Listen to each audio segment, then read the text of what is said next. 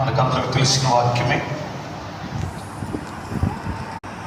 మోషే పెద్దవాడైనప్పుడు విశ్వాసమును బట్టి ఐగుప్తు ధనము కంటే క్రీస్తు విషయమైన నింద గొప్ప భాగ్యమని ఎంచుకొని అల్పకాలము పాప భోగం అనుభవించుట కంటే దేవుడి ప్రజలతో శ్రమ అనుభవించుట మేలని యోచించి ఫరో యొక్క కుమారుని నడిపించుకున్నటకు ఒప్పుకొనలేదు. చదువు ఏలయనగా అతడు ప్రతిఫలముగా కలగబో బహుమానమును దృష్టి ఉంచింది.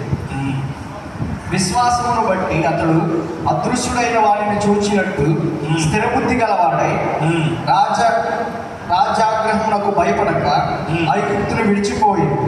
చాలు, హల్లెలూయా చెప్పండి. దయచేసి గమనించాలి.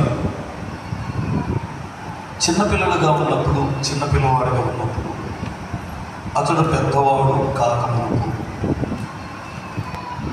ఐగుప్తులోనే ఉన్నాడట. దయచేసి గమనించాలి.